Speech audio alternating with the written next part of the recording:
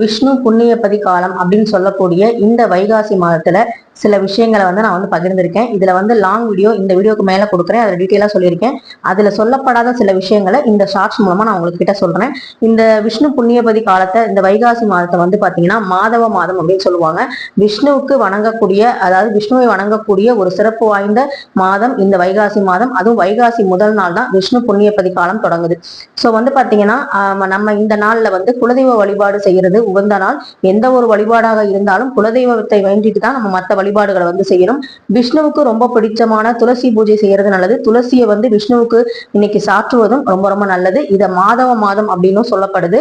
இந்த மாதவ மாதத்துலதான் நரசிம்ம அவதாரம் தன்னுடைய பக்த பிரகலாதனுக்காக விஷ்ணு பகவான் அவதரித்த நாள். மகா பெரியவரும் வைகாசி விசாகத்தன்னைக்கு தான் அவதரித்தார். அதே மாதிரி ஆதிசங்கரர் அவங்க பாத்தீங்கன்னா வைகாசி பஞ்சமி அன்னைக்கு அவதரித்த ஒரு அற்புதமான நாள். அது மட்டும் இல்லைங்க, நமக்கு எல்லாருக்கும் ரொம்ப பிடித்த சிவபெருமான் வழங்கிய ஒரு பொக்கிஷம் தான் முருகப்பெருமான். அந்த முருகப்பெருமான் தீப்பொறியிலிருந்து தோன்றிய நாள் தான் பாத்தீங்கன்னா வைகாசி விசாகமா முருகனுடைய பிறந்த நாளா கொண்டாடப்படுது. அது மட்டும் இல்ல, புத்தர் ஞானம் பெற்ற நாள் பாத்தீங்கன்னா வைகாசி பௌர்ணமி. இந்த வைகாசிய நாளை பாத்தீங்கன்னா ஜோதி நாள், இந்த வைகாசி பௌர்ணமிய ஜோதி நாள் அப்படின்னு சொல்லப்படுது. இந்த நாட்கள்ல நம்ம தான தர்மங்கள் செய்யறதுங்கிறது ரொம்ப ரொம்ப நல்லது. அது சின்னதாகவும் இருக்கலாம், பெரியதாகவும் இருக்கலாம். முருகன் பிறந்த இந்த வைகாசி விசாகத்தான் நம்ம வைகாசி விசாகத்தை கோலாகலமா கொண்டாடுறோம்.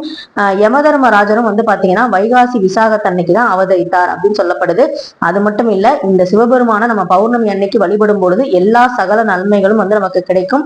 சிவபெருமானுக்கு வழிபட உகந்தது பௌர்ணமி தினம்ங்கிறது நம்ம எல்லாருக்குமே ரொம்ப ரொம்ப தெரியும். என்னுடைய மகனும் பிறந்தது பாத்தீங்கன்னா வைகாசி மாதத்துல தான். அதனால இந்த வைகாசி மாதம் எனக்கு ரொம்ப ரொம்ப ஸ்பெஷலான ஒரு மாதம். கடவுள் படைச்ச எல்லா நாட்களுமே பாத்தீங்கன்னா ஒரு அற்புதமான நாள் தானே. அது ஏன் சில நாட்களை மட்டும் ஸ்பெஷலா உயர்த்தி சொல்றீங்க அப்படின்னு நீங்க கேட்கலாம். நம்ம இரவு தூங்கி கண் விழிச்சு காலையில எந்திரிக்கிற எல்லா நாட்களும் நம்மளுடைய பிறந்த நாள் தான். ஆனா நம்மளுக்கு பிறந்த நாள்னு ஒண்ணு ஸ்பெஷலா நம்ம கொண்டாடுறோம் இல்லையா? அன்னைக்குதான் நம்ம கேசரி செய்வோம், ஸ்வீட் சாப்பிடுவோம், நிறைய நல்ல விஷயங்கள் செய்வோம், புது ட்ரெஸ் போடுவோம். சாதாரண ஆறறிவு படைச்ச நமக்கே ஸ்பெஷல் டேன்னு ஒண்ணு இருக்கும்போது நம்மளை படைச்ச தெய்வங்களுக்கு ஒரு சிறப்பான நாள் இருக்கிறதுல ஒன்றும் தவறு இல்லை. அவங்களை கொண்டாடுறதே தவறு இல்லை.